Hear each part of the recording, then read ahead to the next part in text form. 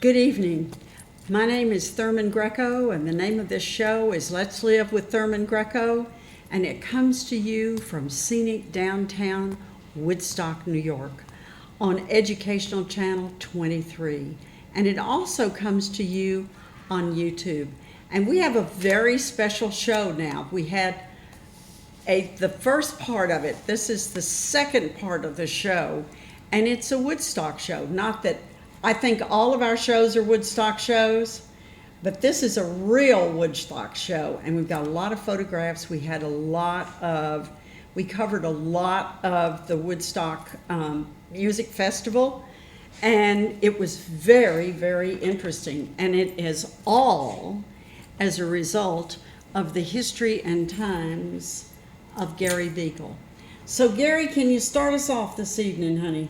Okay, well, we're going to continue our discussion, but I wanted to show one of Max's milk bottles. This is an original milk bottle, and they were all dated on the bottom. So this one is from 1966. If you get one that says 19, has the 69 on the bottom, that means it was 69, and they're worth a little bit more money but still, it came from the farm. It's from 1966, and they have one over in the museum, but actually mine's in better shape than the museum one. So What is the significance of Yasker Farms? that's where the festival was. This is what was going on his property. The 3 days in August, and that was where Mike Lang rented the property and threw a party for everybody. Let me ask you something. You say this is where the festival was, So and we that- have the map. Yep, that's in relation. That photo would be this area right in here. Okay. This was the sloping field, this was the stage. So that photo just encompasses this area. But in reality, it's all this other Yeah. stuff too. Yep, this was where the Food for Love was, where they actually hired Nathan's to do the food. Nathan's Hot Dogs? Nathan's Hot Dogs, but they backed out, and they didn't want no part of it. So they hired these three guys that had little to no experience in the food industry. I think one guy had done one event, and the other guys really didn't have any knowledge at all what they were doing. And I actually have, which are very rare, I'll show those right now. They would sell coupons. You'd buy the coupons. These are original Food for Love. They went by the name Food for Love, was the name of the concessions. These are original Woodstock Food for Love coupons. And you bought them, And then you would redeem them when you went up to get a hot dog or whatever you were what kind of food did people buy? They didn't buy much because what happened is they didn't know how to run the concessions. The concessions got backed up. They ran out of food quickly, and they started raising the price from 25 cents for a hot dog to $1 for a hot dog. And the kids rebelled, and Saturday night they burned the food stands down. Oh my God. Okay. So these Food for Love coupons are actually very hard to find because everybody just tossed them after the festival. And, Right, and those are souvenirs. Yeah, but Oh my people goodness. tossed them, so these are worth quite a bit of money. Do you know the names of the people that were doing the food concessions? I don't offhand. I could look them up, but I wonder what happened after. I wonder if they continued with their food truck careers. I don't think they did because I don't think they were in the food industry to begin with. It was just something, oh, there's going to be all these people maybe, and Mike needed to hire somebody because he wanted to have food on the site, but I don't know, that's interesting. I'll have to look it up and see, but I think that was their one and only big show type thing because it didn't go very well. In fact, I have one of the audio clips that Hugh Romney, who was Wavy Gravy from the Hog Farm, he says, for any of you people that think that capitalism isn't that weird, there's a guy that had his stand burned down, but he still has a little food left if you want to go get something. It's like, but, Well, that's all part of it, and people do get hungry. So, and you never know when you do a show, unless you do it over and over and over so that it becomes a part of a series, you never know what's going to go. Like at the flea market, the woman drives up with her hot dog stand, yeah, and she knows her customers, and she knows what to serve, and she has it all taken care of. But but she's been doing it for years. Yes. And her first going round wasn't trying to serve 500,000 people. Right, It's like right. And she knows what the customers like. And you know, when you're serving somebody for the first time, you don't know what they like, you don't know what they expect, you don't, you know, it's really hard. But, yep, so that's a Yasgur milk bottle. This actually is very hard to find too. This is the milk, came out of the thing. This is the original bottle cap from the milk Oh my bottles. goodness. Oh my goodness. And they're really hard. They're actually harder to find than some of the milk Does bottles. this farm still exist? No. No, it does not. Bethel Woods, actually, the museum and the concert hall is there now, so that's an original Isn't bottle that cap from the something? bottles. So, and you've got the Yasgur Farms milk bottle, and you have the milk bottle cap.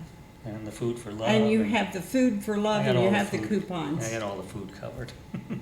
But, so we started to show these right at the end of the last show. So these were setting up, when they were setting up the whole stage and everything. That one is setting up the towers. I'm really impressed at what went into the sound system. This photo's interesting because this would never fly today. Putting up the scaffolding and stuff, they were working out of big metal burning barrels. They would rig them up and lift the guys up in these burning barrels to get them up to do the rigging. Oh my goodness. I mean, they Oh, my were goodness. flying by the seat of their pants just to. Yeah, and they were going to do it once, you know, once. And that's actually Mike Lang on the horse, just surveying what was all going on as they were building and developing the property for it. And they were doing all of this work for one day. And they had 30 days to do it, because remember, Wallkill kicked them out 30 days prior, so that's how And they- Saugerties kicked them out way before. Yeah. And Woodstock kicked them out, so this was their last chance. So, Well, people ask me, how did people hear about it? Because there was no internet back then. It was word of mouth mainly. But there was radio ads. There was advertising in a lot of underground newspapers, the Village Voice, a lot of underground papers around San Francisco and New York City underground newspapers. I think Rolling Stone magazine ran a couple. But they did advertise on the radio. And I have, Ellen, we're going to play a clip of one of the radio announcements. And I don't know what photo you want to throw up. These photos are just the villagers watching the crowds come in. okay, this is not at the festival. That's as you come into the town. This is in the towns. These are town residents of Bethel, This- just watching okay. the influx. So this is Bethel. Yep, as they're coming into Saying- the town to get to the festival. This site. is, so these are all the people in Bethel.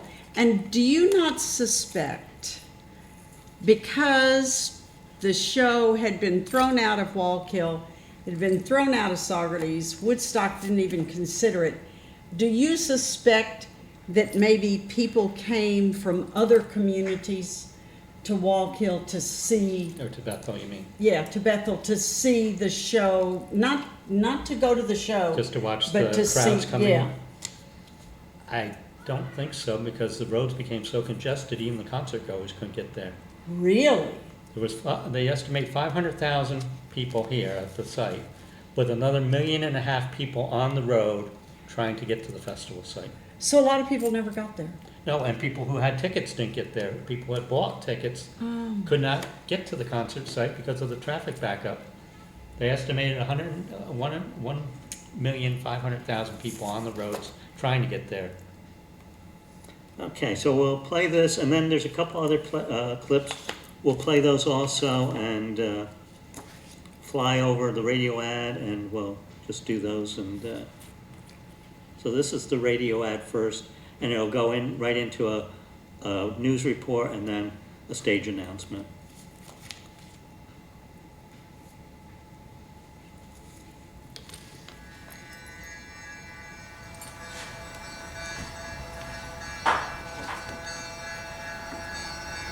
Scorpion, at WMEW-FM, Macro Media Stereo, New York. The Woodstock Music and Art Fair, the 3-day Aquarian Exposition, will be held at White Lake in the town of Bethel, Sullivan County, New York. And on Friday, August 15th, you will hear and see Joan Baez, Arlo Guthrie, Tim Harden, Richie Havens, Incredible String Band, Ravi Shankar, Sweetwater. Saturday, August 16th, Canned Heat, Creedence Clearwater, Grateful Dead, Keith Hartley, Janis Joplin, Jefferson Airplane, Mountain, Santana, and The Who. On Sunday, August 17th, The Band, Jeff Beck, Blood, Sweat, and Tears, Iron Butterfly, Joe Cocker, Crosby, Stills and Nash, Jimi Hendrix, The Moody Blues, and Johnny Winter. Tickets are available by mail or at your local ticket agency for any one day at $7, any 2 days, $14, and for all 3 days, $18. A special 2-day ticket available by mail only for $13. For tickets and information, write to Woodstock Music and Art Fair, Box 996, Radio City Station, New York 10019, or telephone Murray Hill 70700, MU Murray Hill 70700. So remember, the Woodstock Music and Art Fair is being held at White Lake in the town of Bethel, Sullivan County, New York. This sight is hard to believe. We're up over the trees now. We're coming in over the top of the main stage of this music festival. And for easily a half a mile, all we can see on this hilltop are people.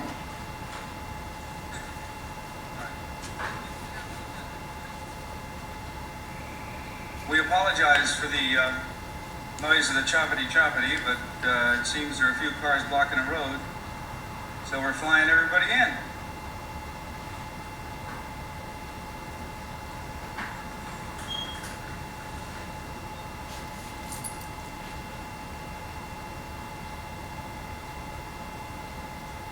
I almost made the worst fun in the world about high musicians, but we'll skip that.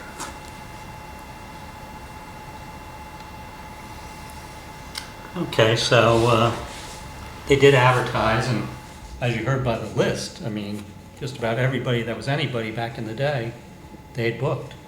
But some of them that they announced never played. Jeff Beck never played, Moody Blues never played. Iron Butterfly, there's an interesting story about Iron Butterfly.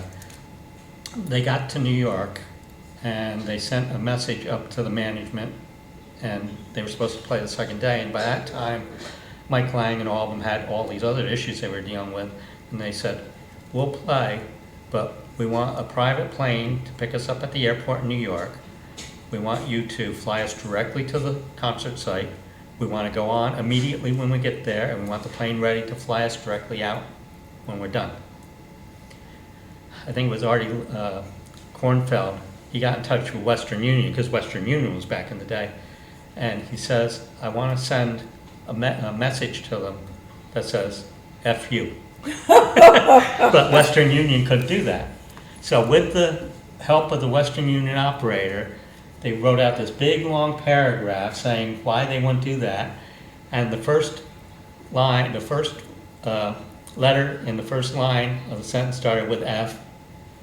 The second one started with U, all the way down to the last one was U. So if you read it this way, and Iron Butterfly never played. Right, they didn't. Well, that made a lot of sense, because how could you put a plane up here, and how could you put them on to play, and then get them back to the airplane and get, that was totally unrealistic. That was what their manager wanted, though. But they already had all these other acts booked, and they were dealing with all other issues by the second day. Oh, and by the third day, well, it was chaos all the way. Yeah. Anyway.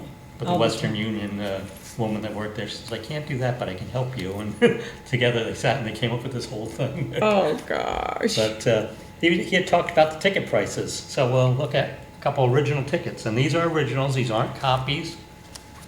So this is the one he talked about, the mail order ticket for $18. This is a 3-day gate ticket. These were supposed to be sold at the gates, which the gates never got built. And these are original tickets. And actually, I should put a plug out for myself. Anybody that comes to the flea market, I do have original Woodstock tickets for sale at the market. I don't put them out because I don't want them to fade or Right, but you do other have things them. that could happen to them. How But I do cute. have How original Woodstock cute. tickets for sale at the flea market, so Do you have any sound festival tickets? that's the only one I've ever run across. That's the only one. You know, I think it's interesting. Now that we are showing pictures of the Woodstock Festival, as we go back and remember, it was just a few minutes ago, really, that we were talking about the Sound Festival. That's gone. You know, the Woodstock Festival was so much more. And that's what Mike Lang's plan was, just to do it on a grander scale.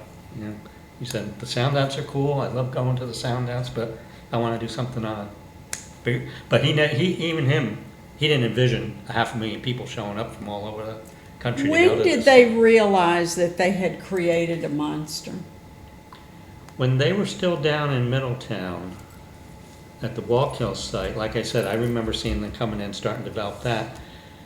But 2 weeks prior to that, because my aunt that owned the mink ranch was right along Route 17, and I remember seeing people 2 weeks prior hitchhiking along that road, young kids with, you know, dressed as we all dressed back then, and we knew something was going on. So they started heading up there even prior to the 3-day opening. They said that Monday or Tuesday of when the concert was supposed to open on Friday, there was already 50,000 people sitting in the field waiting for the concert that Monday. And they didn't even get the fences up yet. So And they there's no didn't way. start until Friday. But when they opened on Friday, you know, they were concerned, how are we going to collect tickets? We got all these people sitting here and we didn't collect the tickets. We didn't get the gates up and we were going to sell tickets. And Artie Kornfeld came up with the idea, which they totally just kind of went by that. They were going to send young girls dressed in diaphanous gowns out into the audience with baskets to collect donations to pay for the concert. Did they do that? No, they didn't do that. But that was probably a very good That was idea. Artie's idea, you know. Oh my goodness. But Did they make any money? no, it took not until they sold the rights to the movie, and it was like 10 years later when they finally broke even. So they did break even. Eventually, but they had to sell the rights to Warner Brothers for the film, and it just. So, but did they ever see any profit at all? Oh, I think they did over these years because they still own the rights to the name Woodstock and to the Dove guitar and Woodstock Ventures. So what that tells me is that Mr. Lang lost his shirt. Well, not so much him, more John Roberts than Joel. Well, John Roberts, because I said, remember there was 4 investors: Lang, Kornfeld, Roberts, and Rosenman. And Roberts was the one who put most of the money in. So he was really the lost backer. it all. He lost his shirt. No. But on the one documentary that they did for the 50th anniversary, John Roberts says he remembers them showing a picture of Wavy Gravy and the whole hog farm coming into JFK Airport, because the hog farm was hired to do food, security, but they came in and they said, we're not a police force. He said, we're the please, P-L-E-A-S-E, please force. So if somebody's doing something not right, we're going to tell, please don't do that, please get off of here, please move out of this area. And they said, well, how are you going to enforce that? And Hugh Romney says, with banana cream pies and seltzer bottles. Oh gosh. But yeah, they didn't want a whole police presence or a whole security, you know, to come in and start bashing people and making the move. They wanted it to work on its own, and it kind of did, you know. So what do you think those people felt? Those 4 people that were the investors and the planners, 5 years after that show, what did they think? What do you think they thought 5 years out?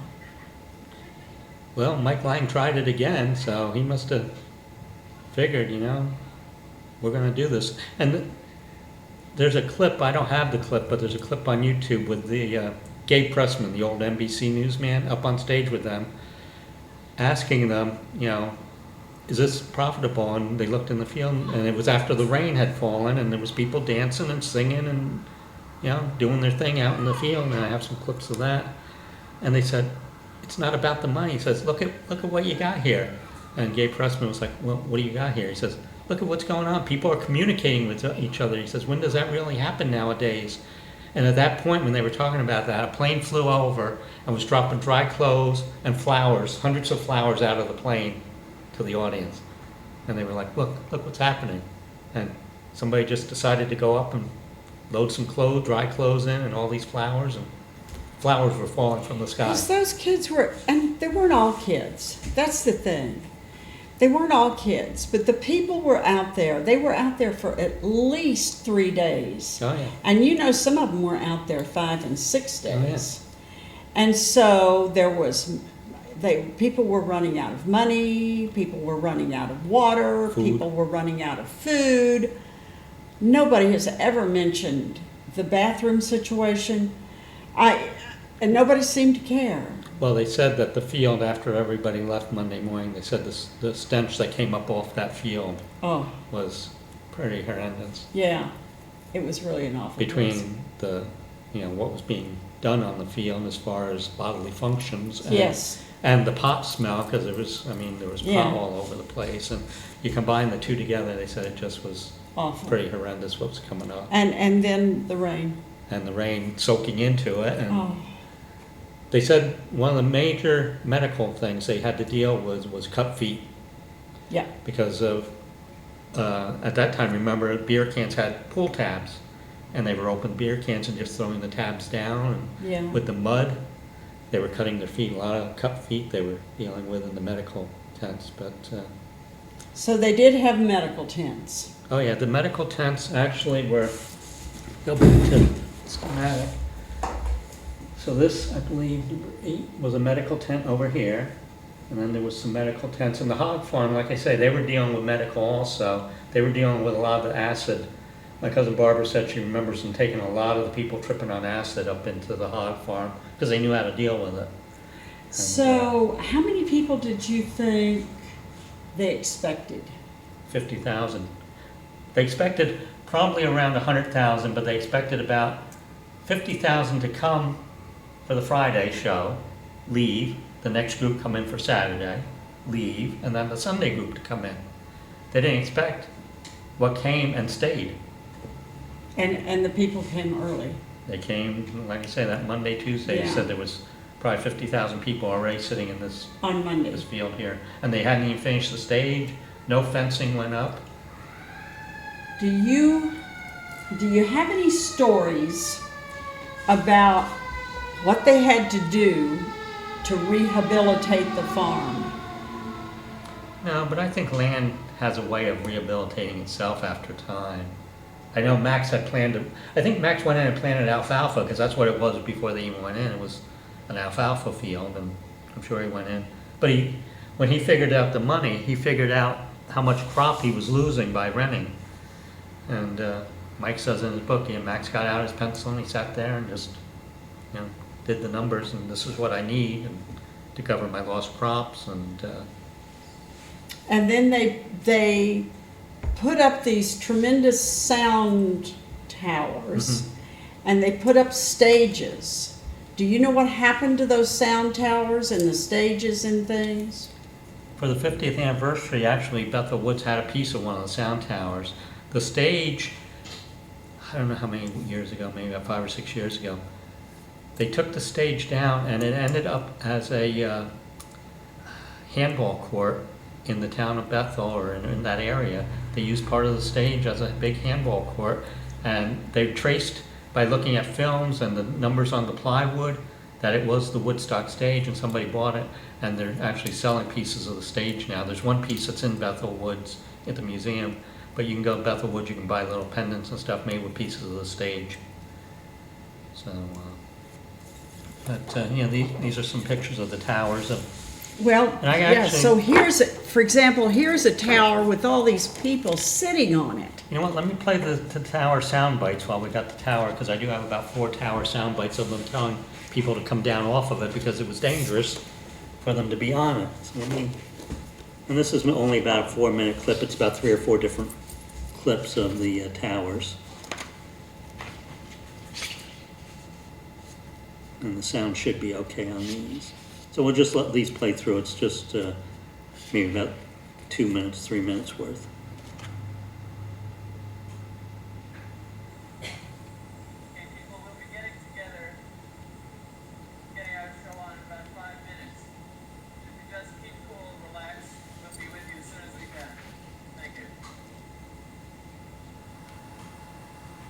cats on the scaffolding, please come down. You know, like it's a hassle to have to fall down and, you know, like break someone's neck below you, at least break your own. So could you come down now, please, from the lighting scaffolding down there? You know who I mean. Come on, fellas, please.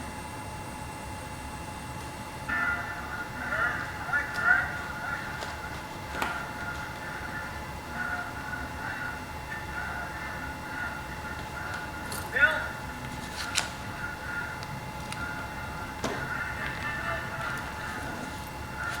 Like they say, come on down, man.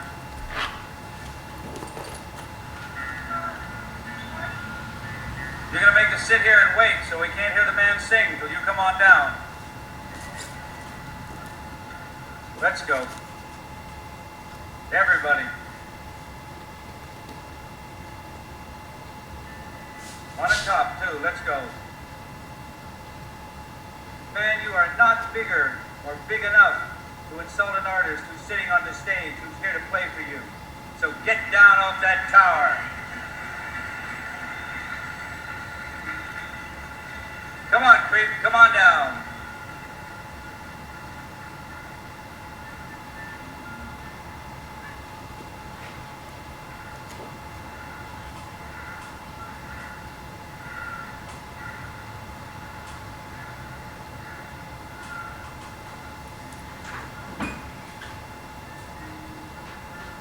You're going to keep that up, and you're going to put us in the position of having to assist you, which will be unpleasant for us, be unpleasant for the audience, be unpleasant for Mr. Somers.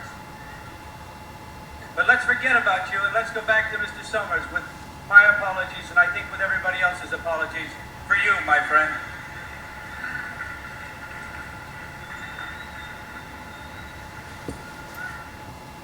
But before we continue, may we ask that those of you who are standing, please be seated. Those of you who are again taking residence on the tower, please again, for those who are behind you, may we ask you to come down. An exciting set from the stand of it. Now please, if you will, return to the ground. Those of you who have sleeping bags on this tower, that can get to them, would you be kind enough as they take them down, put them underneath or roll them up in the bottom corner, so that those behind those bags can see, please.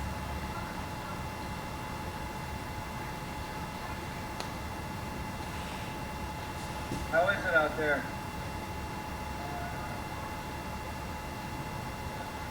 All right, same boring, pedantic speech about the scaffold.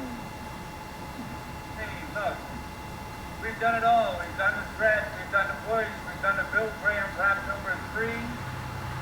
The only thing more I can say is, fellas, those are scaffolds. They are not cement buildings. Please, come down off the scaffold. Tomorrow, I promise to have a sign 10 feet high, which will just lift and wave every once in a while. But if you can stay off them, that prevents us from having to rope off the bottoms tomorrow so that about 60 or 80 people can't sit under each one of them and be able to see. Give us a chance on it. Okay, so those are the scaffolds. I don't know, I hope we picked those up pretty good. They were a little bit low, but that went on for the whole 3 days of them telling people come down off the scaffolds. People would come down, others would go up.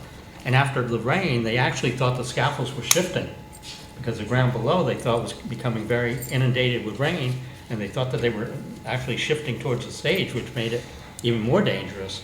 And they thought a lot of the underground wires, because of the number of people, the underground wires were coming up to the surface and were becoming frayed, which they were afraid with the rain that 100,000 people could have been electrocuted. Oh, So there was a lot of stuff that they were trying to deal with. yeah. Meanwhile, Nelson Rockefeller declared the whole place a disaster area and was going to send the National Guard in. Well, it was a national, it was, but it probably didn't need the National Guard. But they did send in, let me see if I can find it right here in this stack. What stack is it in? It's not in this stack. They did send medical, and they sent it from Stewart Air Force Base down in Newburgh, and my dad worked there at the time. And I remember him coming in home from work, and he said, yeah, the the Air Force is sending helicopters, medical teams up to Woodstock. And I have a picture here, a couple pictures right here. Yeah, these are the Army helicopters that they sent in to help with the medical and whatever other help that they Oh, so need. they did send the Army National Guard. But they made an announcement from the stage, which I have, that telling the audience that the Army's with us or not against us, because they thought everybody would get paranoid, Yeah. you know, seeing the Army start flying in. But they did send medical teams to help Well, that's good. that one. But yeah, so they did have a lot of medical coming in to try to assist. And the traffic started on Monday? The traffic started on, yeah, On it Monday. started that week, but probably like midweek Wednesday it really got. So it was over Sunday.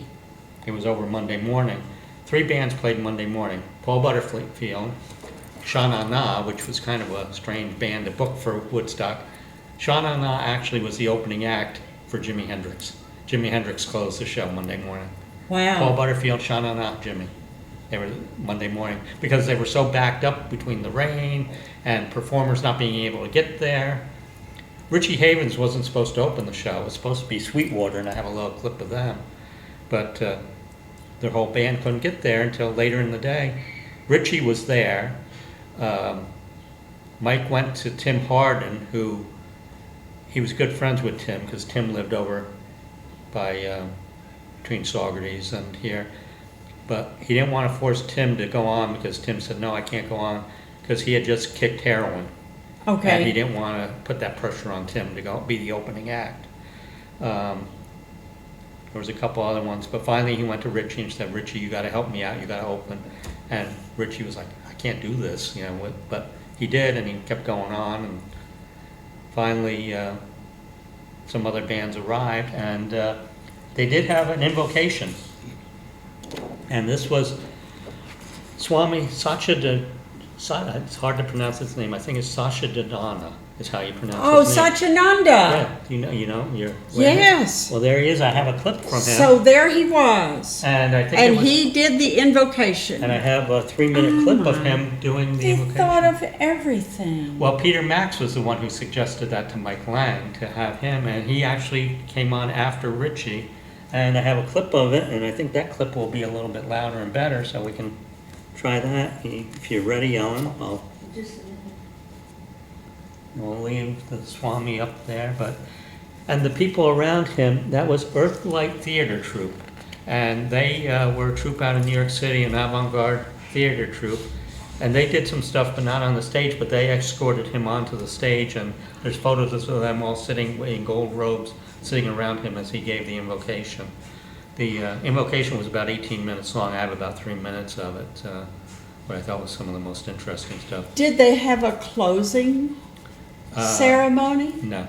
They did not. Jimmy, and then they made a couple stage announcements after that, you know, thanking everybody. I actually had the closing ceremony. It was Closing up to announcement. Sha Na Na and Jimi Hendrix to say goodbye. Yeah, but then Chip Monk, who was one of the announcers, he did, you know, thank everybody and wished everybody well. And by Monday morning, there was only about 50,000, between 30 and 50,000 people left for Jimmy. I mean, Jimmy was supposed to be the big headliner, but after the rain and the Sunday night, a lot of people left and never even heard Jimmy. But my cousin, she did walk over to the stage. She said she stood by the fence line back here and heard Jimi Hendrix Monday morning. So, well, I don't think it bothered Jimi Hendrix's career. No. Okay, so this is the invocation, about 3 or 4 minutes of it. Get it up here. So I am very happy to see that we are all here gathered to create some making sound, to find that peace and joy through the celestial music. And I am really very much honored for having given this opportunity of opening this great music festival. I should have come little earlier to do that job, but as you all know, still thousands of brothers and sisters are on the way, and it's not that easy to reach.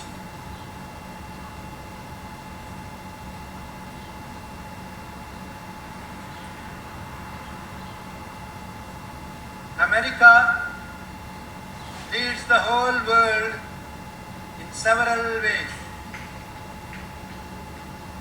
Very recently, when I was in the East, the grandson of Mahatma Gandhi met me and asked me what's happening in America.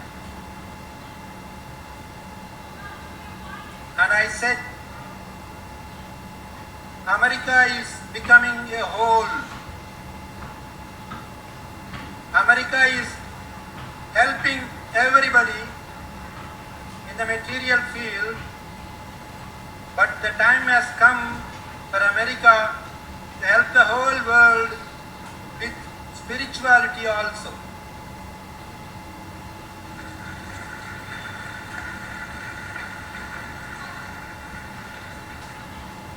And that's why from the length and breadth we see people, thousands and thousands of people yoga minded, spiritual minded. The whole of last month I was in Hawaii and the West Coast and I witnessed it again. So let all our actions and all our arts express yoga. Through the sacred art of music, let us find peace that will pervade all over the globe. Often we hear groups of people shouting that we are going to fight for peace. I still do not understand how they are going to fight and then find peace.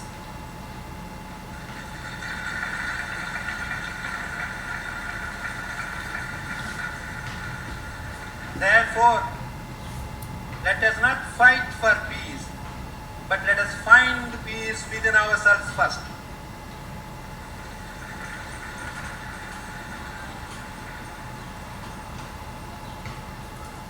And the future of the whole world is in your hands. You can make or break, but you are ready here to make the world and not to break. I am seeing this. There is a dynamic manpower here. The hearts are beating. Okay, so that was part of his speech. It was about an 18-minute speech that he gave. And actually, part of what he just said there about finding peace within yourself is what we talked about on the show last week. Yeah. With the Woody Guthrie song and the whole thing. Yeah. So it's It all comes down to the same thing. but, So here he was. after that, like I say, Sweetwater came on and they opened the show. They were going to open the show, but what happened? Like I just said, Richie went on. Sweetwater, their group finally came there, and Sweetwater was a lesser-known group. That's why they were going to open, but they were a multiracial group too, which I got thinking about the other day. There was a number of multiracial groups that played Woodstock. You had Santana, Jimmy's band was multiracial, Sweetwater was multiracial, so they were incorporating that into it too, whether beknownst or unbeknownst to them, they were doing that also. Sly's band was multiracial, so I don't think there was a lot of that going on at that time period either. The multiracial of Hispanics, blacks, whites, musically getting involved with each other. So it was good. That was a good thing, that Mike Lang booked these bands also. Actually at that time in the South, there wasn't that much multiracial anything going on. Really. Yeah. in you know, places like Texas and Mississippi and Florida and Alabama, though those things didn't happen at that time. Well, I remember reading about the Beatles in '65, and I think it was Atlanta. They wanted to keep a total white audience, and the Beatles says, no, our tickets are sold to everybody, and everybody's going to sit, and if that's not the way it's going to be, we're not going to play. And they allowed blacks and whites and everybody to go watch the Beatles, but the Beatles put their foot down and said, no, we're playing for everybody. Our music is not just for one nationality or one culture, it's for the world. Yeah. So there was some trailblazing going on there. Yeah. Absolutely.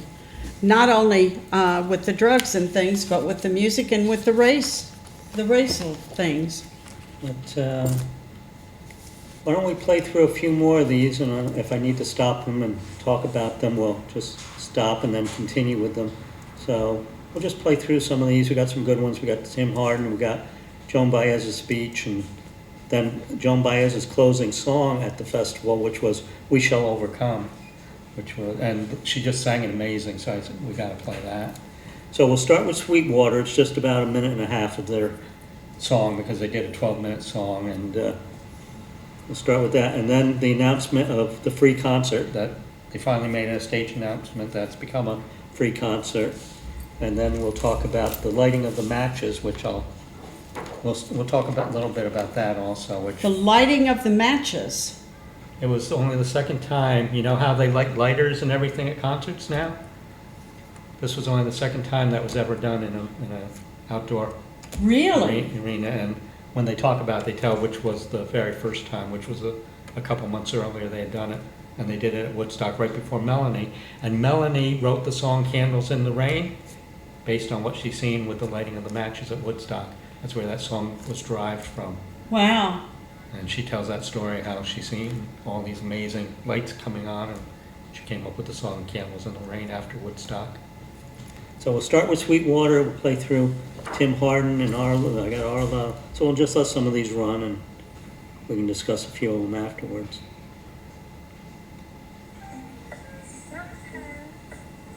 This is Sweetwater.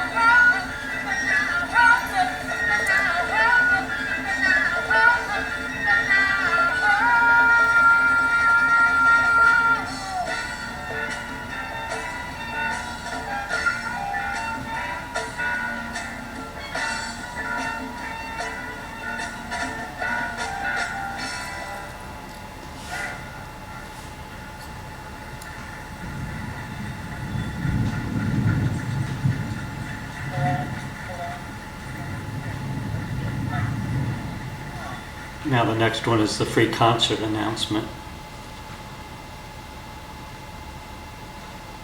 This is one thing that I was going to wait a while before we talked about. Maybe we'll talk about it now so you can think about it. That we all have to make some kind of plan for ourselves. It's a free concert from now on.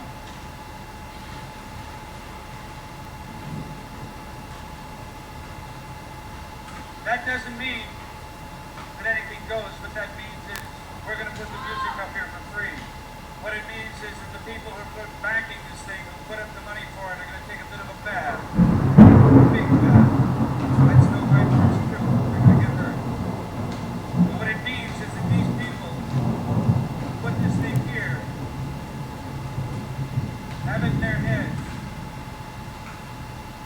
And it's worth being grateful for. That your welfare, their welfare, is a hell of a lot more important than the music is than the dollar.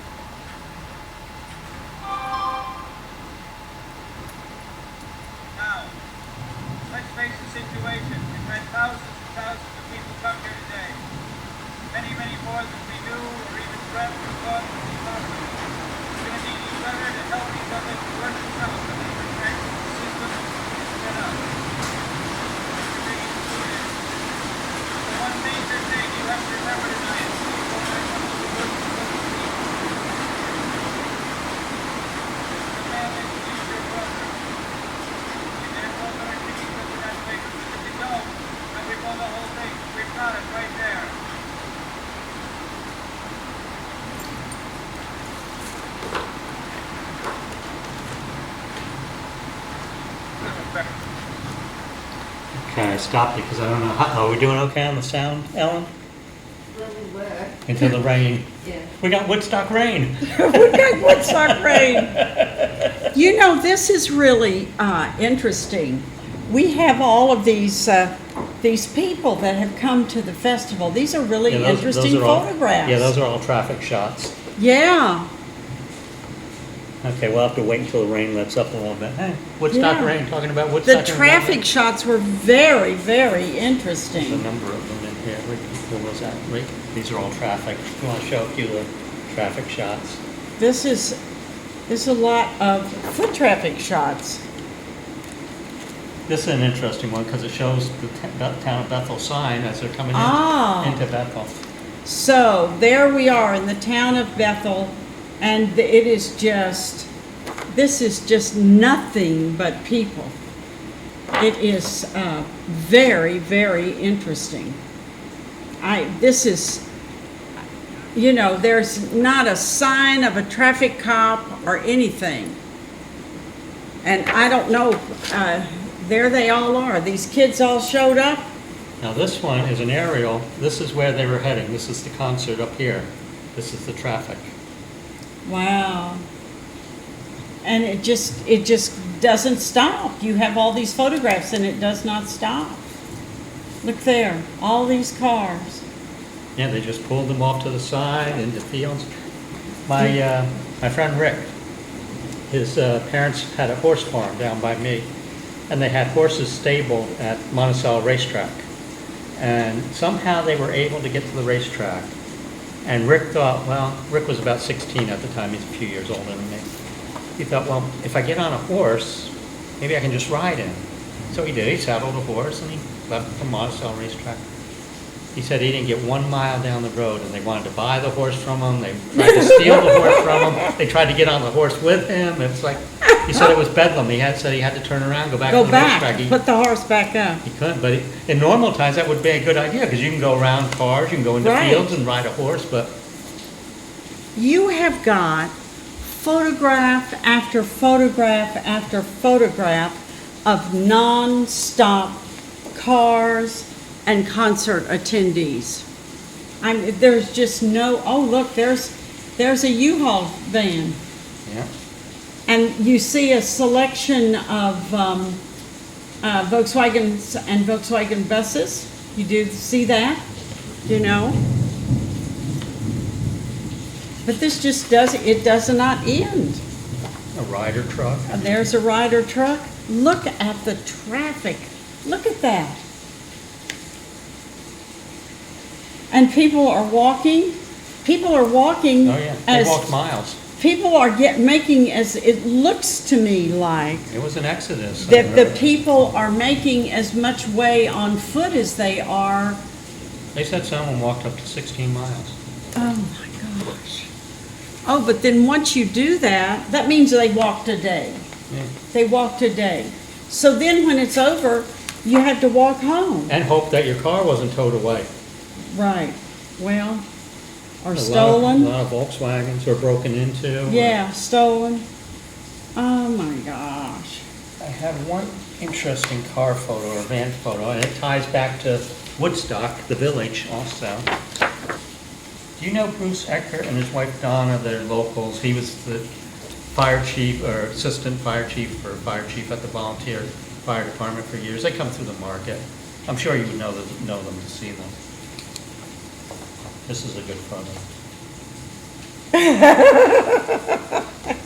Oh, that's cute. This is pure insanity. Oh, that is too cute. And this one even the police had no control, as you can see. Yeah, they weren't even trying. They were all relaxing on the state police car.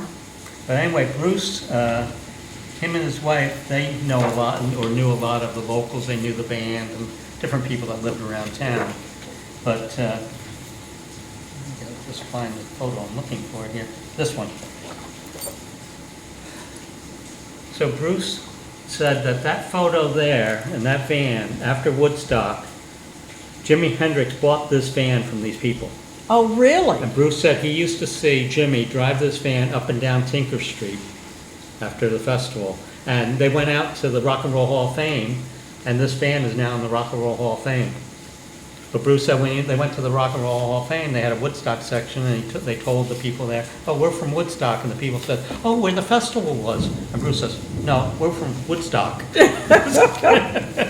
Oh, He God. said he found it funny that people at the Rock and Roll Hall of Fame didn't even know that Woodstock wasn't Woodstock. And we have a lot of photographs of people bathing. And I'm sure that after you've been there, you spent a day getting there. Well, there's a story about the bathing too. Okay, what's the bathing story? Let me see, can Ellen get in on the map again with these up? Let's take I don't, these down for a probably second. not, probably not. Okay, so that was Filippini's Pond. And Filippini's Pond is right It's here. down there, So okay. here's the stage, this is Filippini's Pond. And it goes right up there. Well, Filippini's Pond is on private property. They didn't rent this property. This was on another farmer's property.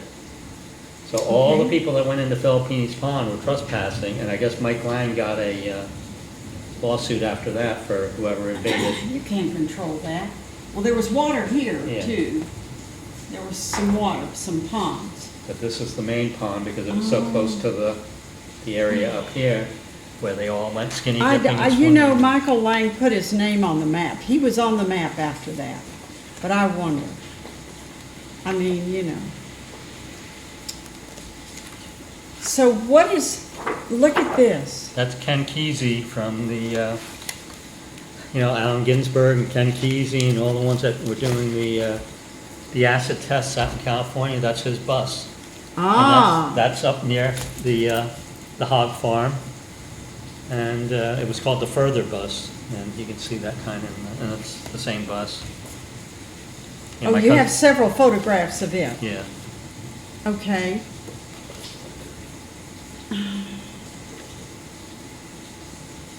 Well, my cousin remembers going up and seeing that bus up there. Because she had said, "Do you have Ken Kesey's bus picture of it?" I said, "Yeah." I said, "The one behind the stage?" And she said, "Yep." And every morning, this is Tom Law of the Hog Farm.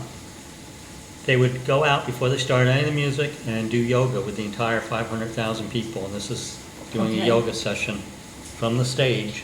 And again, it was the hog farm that was involved in that. The hog farm ran a lot of the whole thing that was going on and kept things kind of running the way they needed to be running.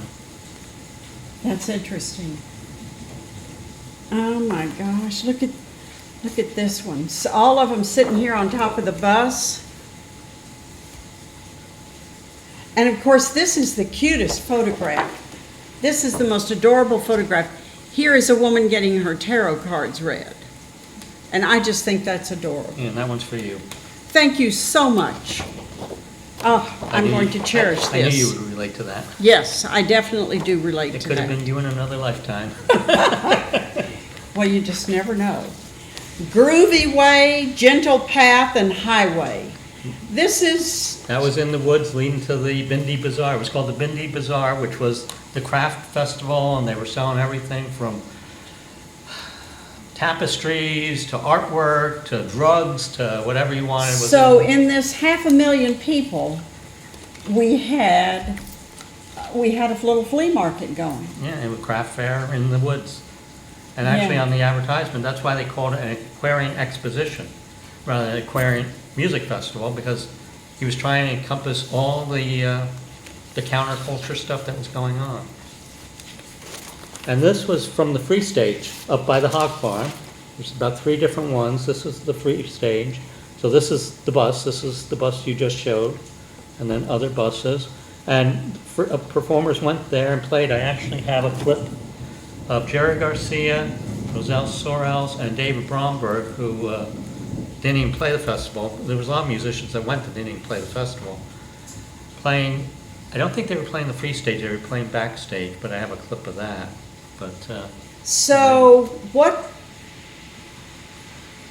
happens is you have a stage in which people had bought we're supposed to theoretically be. tickets. Yep, that was the main Right. stage. And then we have another The stage. free stage, which Mike Lang wanted to encompass for people that couldn't afford to come to the concert. He wanted music for everybody, so he told the Hog Farm, build a free stage, and don't And Jerry they built a Garcia free went over, stage. And people And, got up. and that included, you said, some people who had paid, who had sung on the pay stage. Joan Baez went over. Then they went over, and so, but you have a half, This is the free stage. This is some unknown performer that got up on the free stage over by the hog farm. so And then once you played. have 500,000 people, how do you know who paid and who's free? You didn't because they tore the fences down. I have a picture somewhere of them tearing the fences down. What few fences they got up, they didn't get all the fences up anyway. And They didn't get the fences up because they didn't meet the deadline? by the, yeah, it was, the ones who were developing it came to Mike on the day before, and he says, we have a problem. We can either finish the stage, or we can finish the fencing. So he thought for a while, and says, if we don't do the stage. We're not we got gonna all have a these- show. And we got all these people coming expecting a show. If we don't do the fencing, there's no way we can set up ticket booths and collect tickets. So they Right. opted for finishing the stage, and even the morning of Friday, when they were gonna open, they were still finishing the stage. They hadn't even completely finished that. It was a turntable where they were gonna turn this big turntable. When one group was performing, they were setting up in the back, the next group. But halfway through, I think the first day or the second day, the It turntable broke. broke. So, Has anybody written a memoir about that weekend? Mike Lang's written a number of books, I mean, and I think Artie wrote a book, and, you know, the guys that were involved wrote the definitive books on it. Right. And then there's been other people that have written books too, but, yeah, it's been pretty well documented, but there was something I seen in Mike's book that my cousin actually pointed out to me. 'Cause like I say, she was there living for 3 days with some of the farm workers. In Mike Lang's book, and this is just going by what my cousin told me, he wrote that Mike Lang put on the barn a big sign saying free water. And Mike also said that he gave out milk and he gave out butter, and my cousin said Max didn't give out anything. She said he gave out nothing. She said there was no sign on the barn. Said John McAdams, who was her friend's, he gave out water from the barn after working. But she says Max didn't give out anything. She said the hog farm did, the community did, but she said Max did not give out free milk. He did not give out free butter. But Mike put in the book he did, so. But, I mean, I'm going by what my cousin told me. So. Well, maybe he thought he did, you know? Well, that's why I told my cousin. I said that was Mike's memory of it, and, you know. But, Yeah, he may have thought he did. or he may have wrote it to make the flow of the story, Better, or whatever, you know. writer's creative license or whatever. Well, memoirs are interesting animals. I know in my first memoir, all of the names were real. All of the names. And then when I wrote the second, when I did the continuing on, I gave everybody pseudonyms. Because I learned that some people don't like to have their names in public. Yeah. And even though I asked, and I thought I asked everyone, you know, getting permission from somebody and then seeing it on paper are two different things. So the second time I used pseudonyms. So, and people do remember things, but it's all in how you write it. And memories change over time, too. Yes, and it is easy to say, when you write a memoir, my memory tells me. And even when people read it, they don't read that, my memory tells me, they don't read that phrase. What they read the story. You know, you may doing the CYA thing triple time, but that doesn't mean that everybody's gonna read it. Yeah. Well, I tell John Maurer, I said, John, you should be documenting all the stuff we see that goes on the field. I said, for a book years from now. I said, the only thing is, you'd have to change the names to protect the guilty. Oh, but you know, isn't that funny? When I go there, everything seems so sedate. Yeah, most of the time. You know, I'm on the wrong I'm on the wrong place. Yeah, you don't see all the action we see over on the entrance. Yeah, see, I miss it. By the time they get to me, they have walked in, they have come around, and they are almost ready to leave. Yeah, they're tired out by the time they get to you. So I miss it all. Ellen, do we have time to maybe do a couple more? Are we running out of time, or? I'll tell you what, this is an amazing thing. We did not get through all of the, Oh, we didn't get through. we did not Lot get of stuff. through. And I think we should, no more time. You know what I think we should do? We should save these and have maybe another show. Yeah, because we didn't play anything. You know, somebody's gonna come through, there's gonna be an event in the future in, Say goodnight because the tape's gonna run out. Oh, oh. good night. Good night, Ellen, thank you Ellen. very much. Good night, everyone.